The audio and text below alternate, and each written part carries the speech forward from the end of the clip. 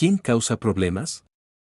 Abdías fue a buscar a Acab y le informó de lo sucedido, así que éste fue al encuentro de Elías y, cuando lo vio, le preguntó, ¿eres tú el que le está causando problemas a Israel?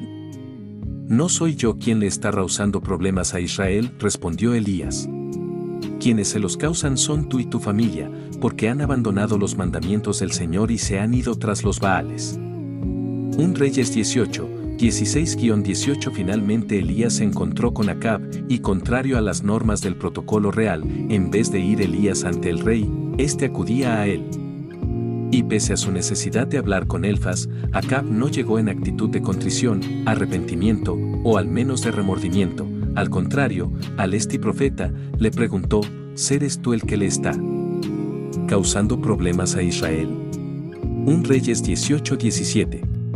Según Acab, como Elías había decretado la sequía, él era el responsable a la ruina de la nación. En las palabras de Acab es evidente que él no reconocía su pecado, por el contrario, en su valoración, el culpable era Elías, y no había manera de que Acab se diera cuenta de que la culpa era suya, de su esposa y de su familia, por lo cual Elías tendrá que decírselo. Acab estaba comportándose como lo hacen las personas que viviendo en pecado, al verse confrontadas, culpan a otros de sus faltas y de los malos resultados de sus decisiones erradas. Esa es una conducta normal del ser humano, desde el principio ha sido así. Adán culpó a Eva de su pecado y Eva culpó a la serpiente. Esa es la conducta natural del hombre. Este episodio de la vida de Elías muestra el deseo de Dios de que sus ministros acudan al mundo, que trastornen a las naciones y estorben el pecado de los gobernantes, de los pueblos y de la Iglesia, pero además nos enseña sobre las maravillosas bendiciones y la indiscutible autoridad que Dios tiene para sus siervos que hacen su obra con fidelidad. Para poder hacer una evaluación justa de lo que pasaba en Israel en los días de Acab, hace falta tener un panorama completo de la historia de la monarquía para saber qué cosa llevó a otra.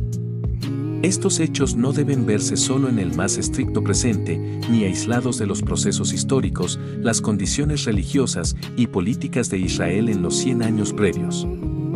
Luego de la muerte de David, cuando Salomón subió al trono de Israel, Dios se le apareció al joven rey en un sueño, y le dijo, «Pídeme lo que quieras», 1 Reyes 3:5, y Salomón respondió, «Yo te ruego que le des a tu siervo discernimiento para gobernar a tu pueblo y para distinguir entre el bien y el mal, de lo contrario, ¿quién podrá gobernar a este gran pueblo tuyo?», 1 Reyes 3:9. Y Dios, agradado de la petición de Salomón, le dijo, «Voy a concederte lo que has pedido.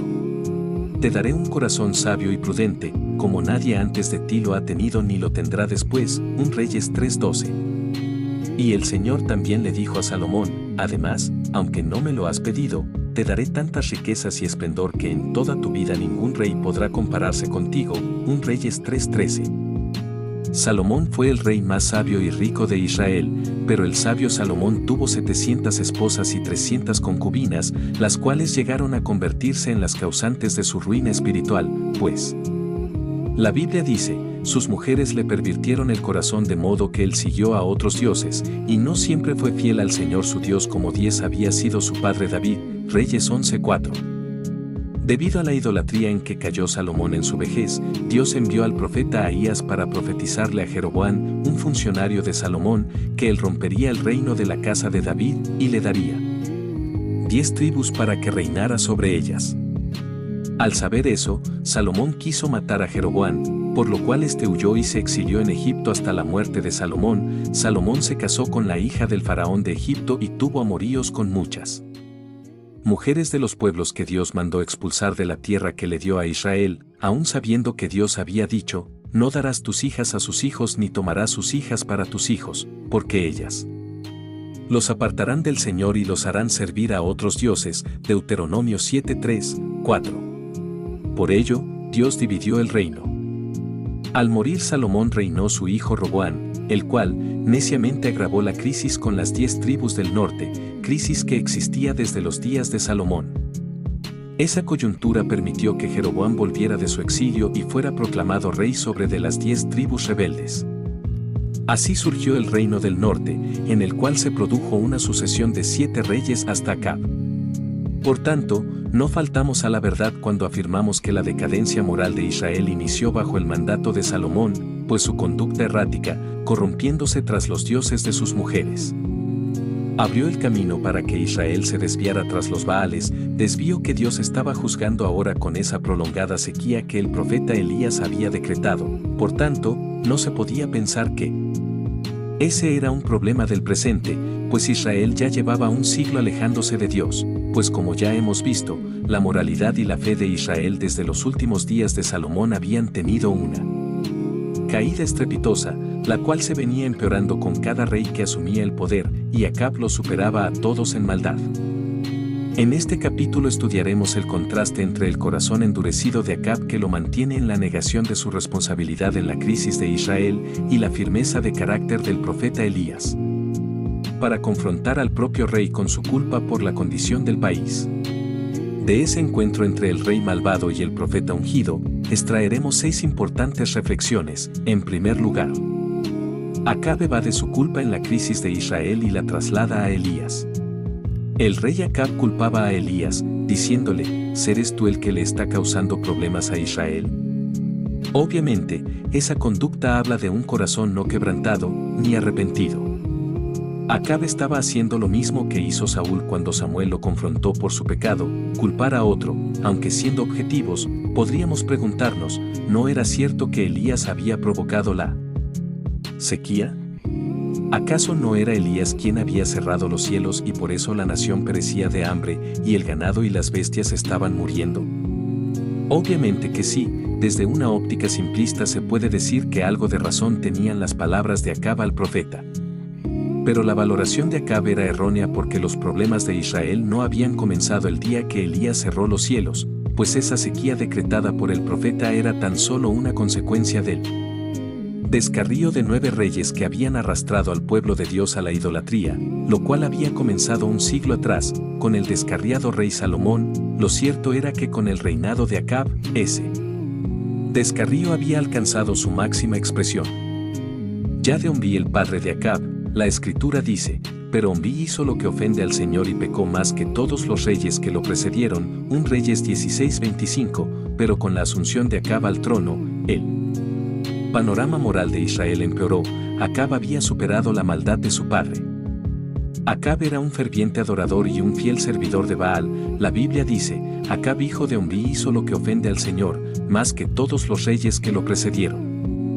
Como si hubiera sido poco el cometer los mismos pecados de Jeroboam hijo de Nabat, también se casó con Jezabel hija de Ed-Baal, rey de los Sidonios, y se dedicó a servir a Baal y a adorarlo. 1 Reyes 16:30-31. Pero además de adorar a los ídolos de Jezabel su mujer, Acab estaba arrastrando a Israel a la idolatría, pues la escritura dice, le erigió un altar en el templo que le había construido en Samaria, y griega. También fabricó una imagen de la diosa Aserá. En fin, hizo más para provocar la ira del Señor, Dios de Israel, que todos los reyes de Israel que lo precedieron. 1 Reyes 16:32-33. En segundo lugar, los hombres de Dios que son relevantes también son señalados. Muchas veces los resultados de ciertas obras de los hombres de Dios producen efectos que pudieran hacer parecer que su influencia sobre ciertos asuntos de la vida religiosa y social es negativa, y griega. Por ello las personas pueden señalarlos y culparlos de diversas cosas malas. Muchas figuras importantes de la historia del cristianismo ahora son desacreditadas por sus acciones, las cuales en nuestro tiempo son inconcebibles, pero si se les juzga por hechos aislados, sin tener en cuenta el contexto histórico, social, religioso y cultural de su época, jamás se entenderá por qué esos hombres pensaban y actuaban como lo hacían.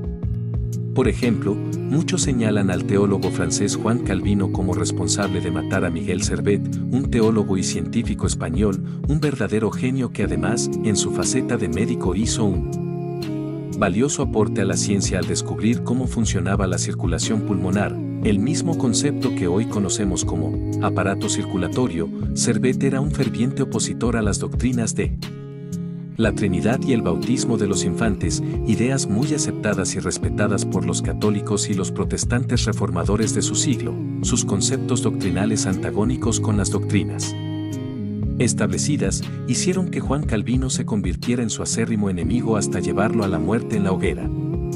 Por su parte, Calvino, quien era muy respetado por las autoridades civiles de la ciudad de Berna en Suiza, como celoso defensor de la doctrina de la Trinidad, emprendió una guerra sin cuartel contra Miguel Servet, acusándolo de herejía ante la Inquisición Católica de Viena, la cual, al no poder capturarlo, lo condenó a ser quemado en efigie el 17 de junio de 1553. Pero 3 meses más tarde, en agosto, Servet fue arrestado en Ginebra en la iglesia donde predicaba Calvino. Aquí, tras un largo juicio en el que Calvino pedía su decapitación, el Consejo de Ginebra, con la venia de las iglesias protestantes influidas por Calvino, lo condenó a morir en la hoguera junto a sus escritos y atado a una estaca el 27 de octubre del mismo año.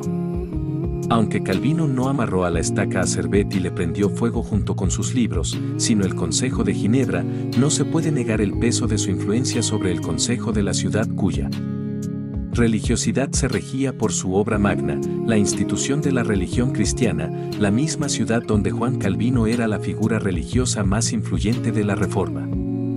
Ante ese hecho de intolerancia religiosa de perseguir y llevar a la muerte a Servet, es fácil decir, sí, él fue un gran teólogo y reformador, pero cometió un terrible crimen. Pero ese hecho no debe juzgarse a la ligera porque responde a un concepto histórico, social, religioso y cultural común en su época, pero que a nosotros se nos dificulta comprender. Obviamente, para nosotros ahora, que un líder cristiano propicie la muerte de otro por no compartir sus ideas, es inconcebible, pero es así porque después de tantos siglos la óptica de la humanidad es diferente, el momento histórico distinto, la cultura es diferente, la dinámica religiosa y espiritual son diferentes. Pero 5 siglos atrás no se pensaba así. Solo ubicándose en el contexto de la Europa del siglo XVI, uno puede entender que la acción de Calvino era lógica, por supuesto que con el conocimiento actual, esa lógica no se puede aprobar, pero en su época eso era lo correcto, sobre todo por la idea que tenían los reformadores acerca de la función de la autoridad civil sobre los asuntos de la religión. En tercer lugar, Elías sabía las verdaderas causas de la crisis en Israel. Para Acab era fácil decir, ¿tú le estás causando problemas a Israel? Y para la gente simple también era fácil creerlo por conocer solo los que les presentaban. Hay quienes por conveniencia aíslan los hechos de su contexto y los presentan de manera que otros se vean como los causantes de sus problemas, aunque saben que esos a quienes ellos acusan más bien trabajan en solucionarlos. Con sus palabras, Acab trataba de presentar a Elías como el peor enemigo de Israel, a la vez que se presentaba a sí mismo como el defensor de la nación. Él no reclamaba por algo suyo sino por el sufrimiento de Israel. Acab quería que la gente lo viera como el procurador de su pueblo, y por eso le reclamó públicamente a Elías acusándolo de perturbar a Israel. De la manera que Acab lo presenta, ahora resulta que el rey impío es el héroe que está preocupado por Israel, y el profeta que habla con Dios y resucita muertos es el malo, cuando Elías lo único que quería era sacar a la nación de la condición de muerte en la cual se encontraba por causa de los reyes malvados que la habían gobernado los últimos 100 años.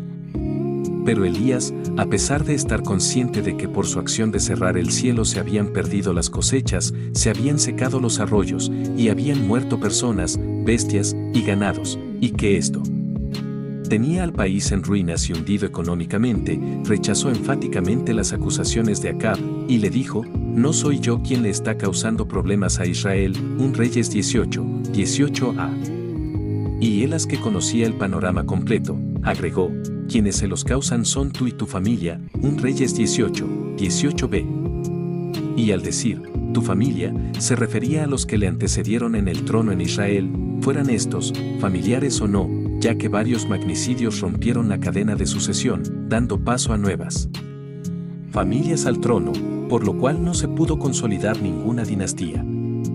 Elías sabía que Acab no provenía de una familia real de larga trayectoria, su padre Omri fue el primero de su casa en llegar al poder, por eso, cuando él le dijo tú y tu familia, hablaba de los reyes anteriores a él. Además, le habló del error que habían cometido, al decir, porque han abandonado los mandamientos del Señor y se han ido tras los Baales, 1 Reyes 18, 18.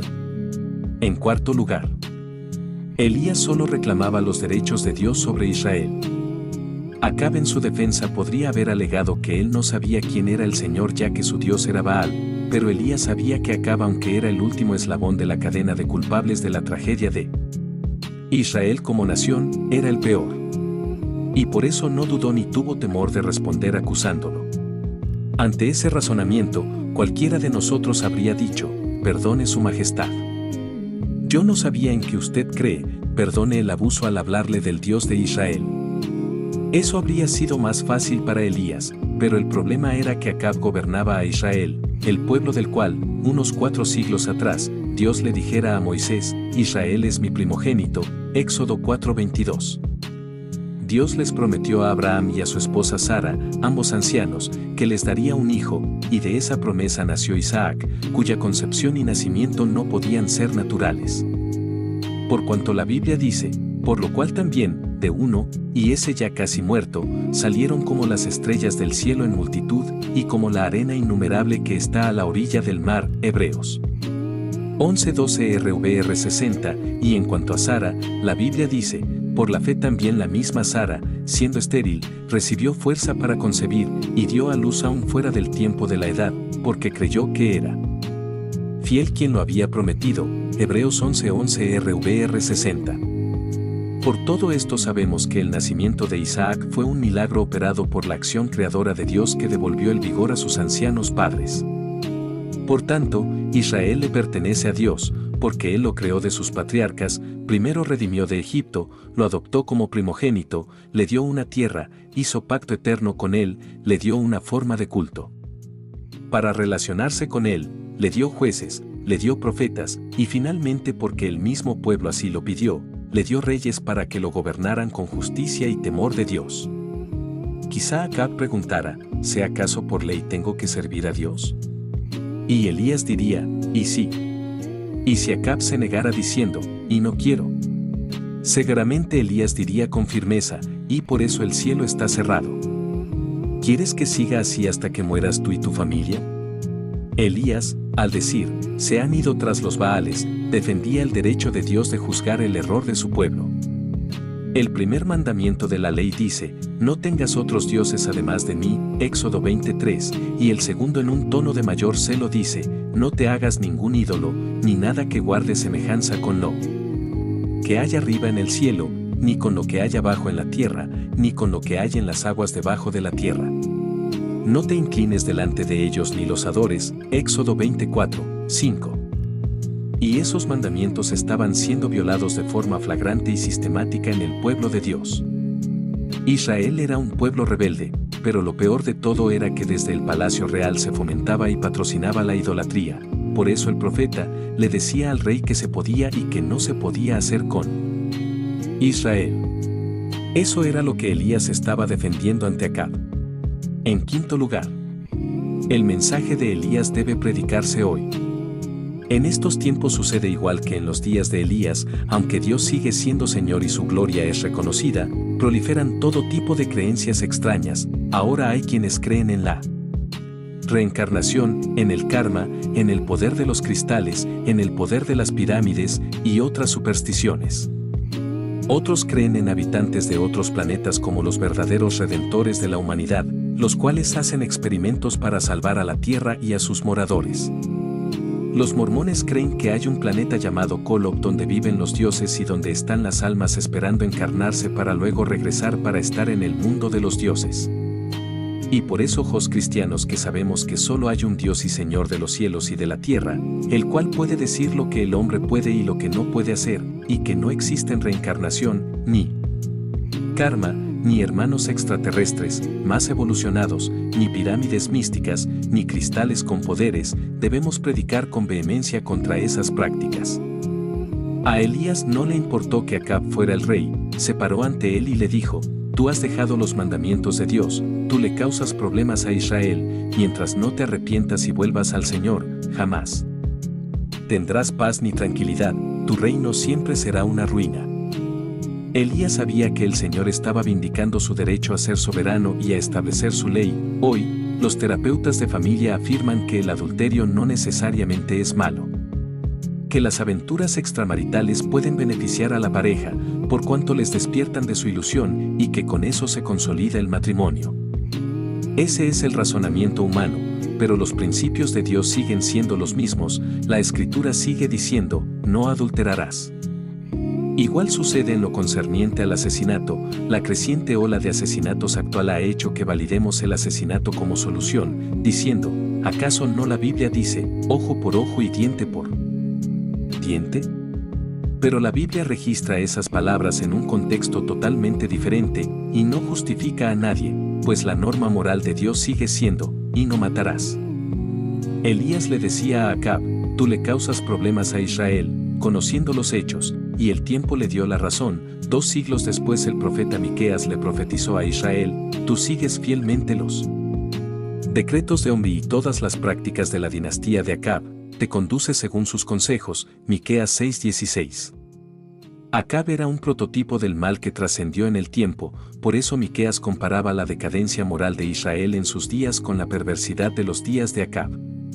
La maldad de Acab era creciente. Más adelante, Elías se le volvió a aparecer mientras tomaba posesión de un viñedo, tras haber asesinado a su dueño, y le dijo, no has asesinado a un hombre, y encima te has adueñado de su propiedad. 1 Reyes 21:19, y luego le dijo, y en el mismo lugar donde los perros lamieron la sangre de Nabot, lamerán también tu propia sangre. 1 Reyes 21:19. Acab era incorregible y nunca entendió que Elías era la luz que le indicaba el camino que debía seguir él, y por donde debía conducir a Israel. Por eso, en su último encuentro con el profeta en ese viñedo de sangre, le dijo, mi enemigo. Así que me has encontrado. 1 Reyes 21:20, y Elías le dijo, he encontrado porque te has vendido para hacer lo que ofende al Señor. 1 Reyes 21:20. ¿De dónde sacaba Acab que Elías era su enemigo? Elías no era su enemigo, él solo quería el bien de Israel, pero como Acab estaba endurecido, Elías tenía que hablarle con dureza para que entendiera. El profeta solo hacía como la Biblia dice, fieles son las heridas del que ama. Proverbios 27:6 RVR 60. Amar no es halagar siempre, a veces se debe tratar duro a la persona amada. Y en sexto lugar, la bienaventuranza de sufrir por predicar el mensaje de Dios. Hoy también el Señor necesita hombres como Elías para transformar al mundo. Quiera Dios que así como Elías trastornaba a su nación, nosotros también trastornemos a nuestros países, a nuestras ciudades, a nuestras comunidades, a nuestras iglesias y a nuestros hogares. Quiera Dios que se nos reconozca por estorbar el pecado de los gobernantes, de los hermanos de nuestras iglesias y de nuestras familias, y no por corruptos, estafadores e inmorales. Ojalá que como Pablo, donde vayamos, causemos problemas por confrontar a la gente con su pecado y por deshacer las obras del diablo sin importar quién salga afectado. En Filipos, Pablo expulsó a un espíritu de adivinación de una mujer, la cual daba grandes ganancias a sus amos, y estos, al ver afectado su negocio, llevaron a Pablo y a Silas ante los magistrados, diciendo, estos hombres son judíos, y están alborotando a nuestra ciudad, enseñando costumbres que a los romanos se nos prohíbe admitir o practicar. Hechos 16:20-21.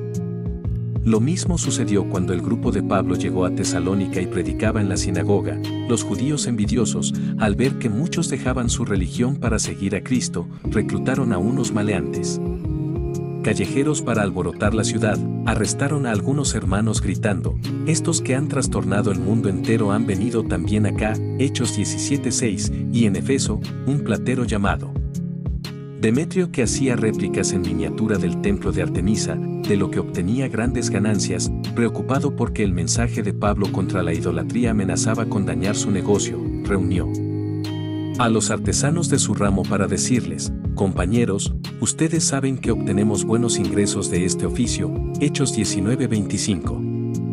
Pero Demetrio ocultaba su preocupación por la rentabilidad de su negocio, diciendo, ahora bien, no solo existe el peligro de que se desprestigie nuestro oficio, sino también de que el templo de la gran diosa Artemisa sea menospreciado, y que la diosa misma, a quien adoran toda la provincia de Asia y el mundo entero, sea despojada de su divina majestad. Hechos 19:27. El ministerio de Pablo estuvo marcado por persecuciones y cárceles, la predicación de Pablo causando problemas a grupos y personas que respondían a intereses creados, ya fueran estos de índole económica, política, religiosa. Y las personas que reaccionaban en contra de Pablo y sus compañeros misioneros siempre eran aquellas que veían sus intereses afectados. Pero ahora cabe preguntar, ¿si realmente era Pablo el problema? Y claro que no. El problema en esas ciudades era la idolatría y el pecado que practicaban sus autoridades para poder mantener el poder, que algunos grupos económicos y religiosos patrocinaban para su propio beneficio económico o social, y que la población en general seguía por necedad. Pablo sabía que Dios era Señor de Filipos, de Tesalónica, de Efeso, de Asia Menor y de todo el mundo, y por eso, dondequiera que iba anunciaba el mismo mensaje. Pero la gente que no quería entender ese mensaje, decía, este es el que anda causando problemas y alboroto por todos lados, en estas ciudades todo estaba bien hasta que apareció este Pablo. Esas historias nos hacen preguntarnos, ¿estamos estorbando el pecado de la gente? ¿Somos un problema para los cantineros? ¿Que acaso la gente dice, aquí el negocio florecía hasta que llegaron los de esa iglesia? Quiera Dios que así sea, que estemos impactando al mundo. Ojalá que no pasemos inadvertidos para quienes hacen negocios oscuros en nuestros barrios. En Chiapas, México, las iglesias evangélicas son perseguidas por las mafias que venden licor. Como la iglesia ha ido avanzando y muchos al convertirse ya no compran más licor, el negocio de esas mafias se está viniendo abajo y por eso utilizan todo tipo de violencia, matan a los evangélicos, violan a sus hijas e incendian sus casas y sus iglesias. Pero ¿cuál es la verdadera razón de esa persecución? Seguramente así como en Efeso Demetrio el platero se oponía al mensaje de Pablo, en Chiapas debe haber varios Demetrios cantineros, contrabandistas y narcotraficantes que no pueden tolerar ver cómo sus negocios se están viniendo abajo y por eso la emprenden contra la iglesia evangélica y sus pastores. A esos envalentonados mafiosos se les hace fácil golpear, robar el ganado y violar a las esposas e hijas de los pastores. No saben que su guerra no es contra esos indefensos cristianos sino contra Dios, y que un día pagarán por esos atropellos. Ellos, como Saulo de Tarso, serán derribados por Dios cuando Él se levante para librar a su iglesia de la opresión. Pero ¿cómo fue que la iglesia evangélica se llegó a convertir en un problema para esos mafiosos en ese estado de México? Simple, solo predicando el mensaje de Cristo con integridad.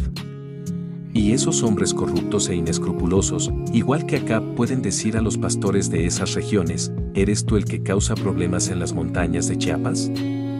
Quizá esas personas en su ceguera digan, aquí todo estaba bien, las personas se divertían bebiendo, el negocio clandestino de licor iba prosperando, pero ahora muchos ya no quieren divertirse, y no compran nuestro licor. Pero eso está sucediendo porque la iglesia de Cristo llegó para sanar las almas, para ser luz del mundo, para ser sal de la tierra. Según lo anterior, la fidelidad al Evangelio se define por cuánto tropiezo somos para la sociedad pecadora. Si ésta, en vez de incomodarse con nosotros, nos ve con beneplácito, nos otorga reconocimientos y nos tiene como invitados de honor en sus fiestas patronales, preguntémonos, ¿sé qué problema le estamos causando? La respuesta es simple, ninguno. La armonía entre el ministro de Dios y el mundo debe plantearnos las siguientes preguntas: ¿nuestra gente es tan justa que no hay nada que condenarle? ¿O sea, acaso mentimos por convivir? De ser así, preguntémonos, ¿y qué comunión tiene Cristo con Satanás? ¿Qué comunión tiene la luz con las tinieblas? Tanta armonía del mundo con la iglesia no es normal, pero el Señor dijo, dichosos serán ustedes cuando por mi causa la gente los insulte, los persiga y levante contra ustedes toda clase de calumnias. Alégrense y llénense de júbilo, porque les espera una gran recompensa en el cielo. Así también persiguieron a los profetas que los precedieron a ustedes, Mateo 5:11, 12. Esa es la relación normal del hombre de Dios con el mundo. Dios no quiere que suframos por obrar injustamente como impíos. Pedro dijo, que ninguno tenga que sufrir por asesino, ladrón o delincuente, ni siquiera por entrometido, 1 Pedro 4:15, pues sufrir Por hacer el mal no tiene bienaventuranza. Pedro también dijo, pero ¿y cómo pueden ustedes atribuirse mérito a algunos si soportan que los maltraten por hacer el mal? 1 Pedro 2, 20a. La bienaventuranza prometida por Jesús es para todos aquellos que obrando en la justicia sufren persecución, desprecio, marginación, cárcel y acusaciones gratuitas. Por eso Pedro concluyó diciendo: en cambio, si sufren por hacer el bien, eso merece elogio delante de Dios. 1 Pedro 2, 20b. Definitivamente ese es el elogio que debemos anhelar como ministros al decir: tú le causas problemas a Israel. Acab tenía razón, por cuanto Elías había cerrado los cielos para castigar a la nación por su pecado, pero no la tenía, por cuanto la sequía era consecuencia de un largo periodo de idolatría, de desobediencia sistemática a la palabra de Dios y de abandono de la voluntad de Dios por parte de los reyes y del pueblo. Igual rechazo al pecado mostraba Juan el Bautista cuando reprendía duramente al rey Herodes, y no lo dejaba tranquilo por haber tomado por mujer a Herodías, la mujer de Felipe su hermano. La Escritura dice, y Juan le había estado diciendo a Herodes: la ley te prohíbe tener a la esposa de tu hermano. Marcos 6:18. A Juan no le importaba que se tratara del rey de Israel. Quizá más de alguno le dijera a Juan: ¿y para qué te buscas problemas? Herodes es un sanguinario. Además, entre los reyes es común que se maten, se quiten las mujeres, ellos son disolutos, con regañarlo no remediarás nada. Pero Juan, de quien se decía que era Elías que había vuelto, sabía cuál era el rol que le correspondía desarrollar en ese momento histórico. Herodes podía responder a Juan: sin que te afecta a ti lo que yo hago, y déjame en paz. Y habría tenido razón, a él no le afectaba en nada. Pero Herodes estaba en la misma situación que estuvo Acab. Las normas éticas de Israel no permitían que un adúltero reinara sobre el pueblo de Dios. Por eso Juan insistió hasta que Herodes lo metió en la cárcel. Pero ahora preguntémonos, ¿qué pasó con los 100 profetas escondidos en 2 cuevas? ¿Qué hicieron ellos además de esconderse? ¿Y qué de los 7000 israelitas que no doblaron sus rodillas ante Baal, ni besaron sus imágenes? ¿Dónde estaban que Elías no sabía de ellos? ¿Acaso se sentaron a esperar la muerte de Acab para salir de su escondite? Esperar la muerte de Acab no era prometedor, pues cada nuevo rey era peor que el anterior. Por eso Elías oró para que no lloviera, y cuando Dios le contestó, vino ante Acab y decretó el juicio, y no llovió, y ahora lo estaba acusando de causarle problemas a Israel. Ojalá que como Elías seamos críticos con nuestra sociedad aunque nos rechacen y nos marginen. La excesiva tranquilidad en el ejercicio de nuestro ministerio bien podría ser señal de que nuestra actitud ante el pecado no es conforme a la Biblia. Porque solo si el mundo fuera un paraíso sin maldad, tendríamos paz, pero mientras haya hombres corruptos, autoridades injustas y cristianos inmorales refugiándose en las iglesias, el conflicto será inevitable. Y si por predicar la justicia de Dios causamos problemas a las personas que hacen la injusticia en nuestra ciudad o comunidad, y somos perseguidos o despreciados, sintámonos afortunados. De eso hablaba el Señor, cuando dijo: dichosos serán ustedes cuando por mi causa la gente los insulte, los persiga y levante contra ustedes toda clase de calumnias. Mateo 5:11. No podemos conformarnos con ser ministros anónimos que nadie reconoce porque nunca hicimos nada relevante para Dios en nuestro país, como era el caso de aquellos 100 profetas escondidos en aquellas 2 cuevas. Sé quién sabe sus nombres, sé cuál fue su legado. Tampoco podemos conformarnos a ser como aquellos 7000 israelitas que no doblaron sus rodillas ante Baal, de los cuales no se sabe ni sus nombres, una multitud de hombres justos y fieles al Señor, pero irrelevantes para aquel momento aciago de Israel. Todos esos hombres de Dios fueron anónimos, tan anónimos que ni siquiera Elías sabía de ellos. Ninguno de esos 7100 anónimos estuvo con el profeta en el monte Carmelo cuando hizo descender fuego del cielo. No. Elías estuvo solo casi toda su vida, fue casi hasta el final de su ministerio que él, por instrucciones de Dios, llamó a Eliseo, para que lo relevara. Pero cuando Elías llamó a Eliseo, la situación había cambiado bastante. Hasta había escuelas de profetas, estas tenían tantos alumnos que necesitaban construir albergues más grandes. Claro, ahora que ya no perseguían a los profetas salían todos de sus escondites. Pero todos esos cambios sociales y políticos habían sido posibles gracias a ese héroe solitario llamado Elías que se atrevió a desafiar al mismo rey. Esos son los hombres que el Señor busca para iniciar nuevos tratos con el hombre, esos son los que cambian el mundo. Quiera Dios que nosotros seamos valientes, que aunque nos rechacen, nos critiquen. Y no nos inviten a los banquetes de los corruptos, no desmayemos, sino que cada día nos afirmemos y seamos fieles a Dios, sabiendo que si sufrimos por Él somos bienaventurados. Tú puedes seguir tu labor rutinaria criticando a otros ministros.